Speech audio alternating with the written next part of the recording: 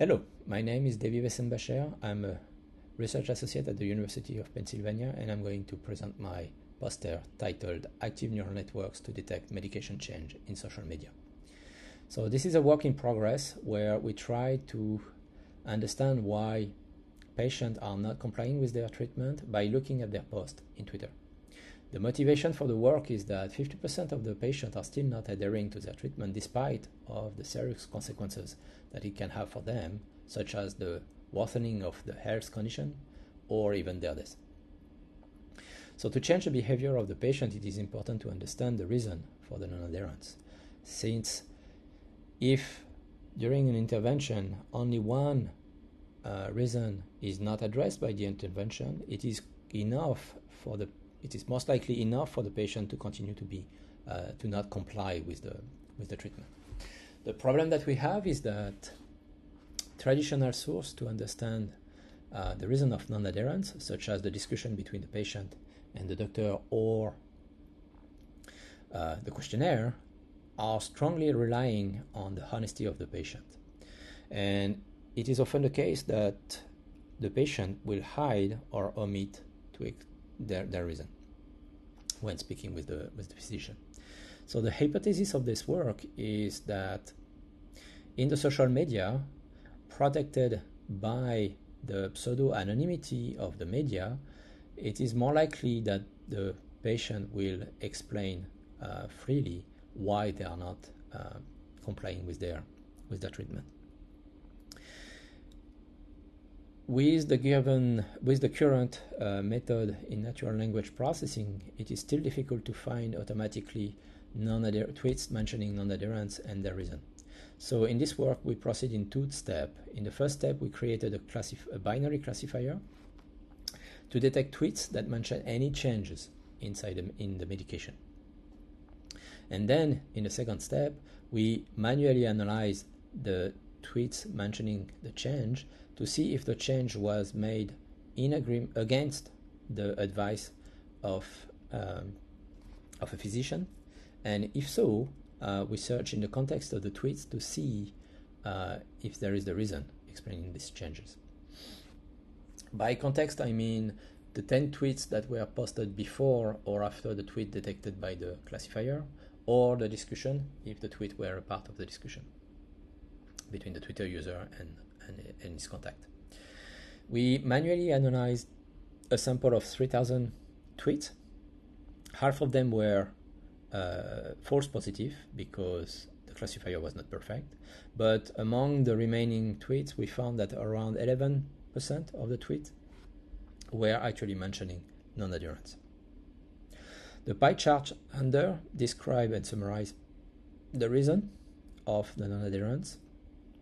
And as we can see, only 1/4 of the tweets that mention non-adherence are not followed by any explanation. So that means that it is much more likely that when a patient is mentioning non-adherence on Twitter, there is an explanation for his behavior. We categorize the reason of non-adherence, and the first category, the most frequent category, was the adverse drug reaction, followed by the misuse of the abuse, which is probably caused by a bias in our corpus, because we have a lot of tweets mentioning Adderall, a drug which is often abused by people. The next category of reason was access issues, where the people can't buy the drugs or they have problems with their insurance, followed by the belief by the patient that the drug will be harmful or is not necessary because we are being over-medicated, according to them. In the fifth position, we found an intentional non-adherence. This is the case where the people forgot to take the drug or take the wrong dosage by error. And the remaining cases were parents taking their child off the drugs for whatever reason. Then patients that are convinced that the drug is not helpful, is not having any effect, and at the end, patients that are ashamed of taking certain class of drug, such as Adderall.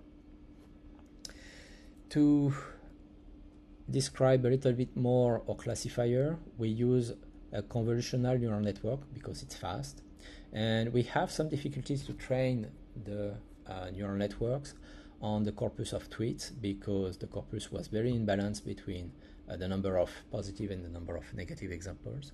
So to improve the training, we use transfer learning, which was simply, in our case, training the system on the corpus, which is very similar to the tweet corpus.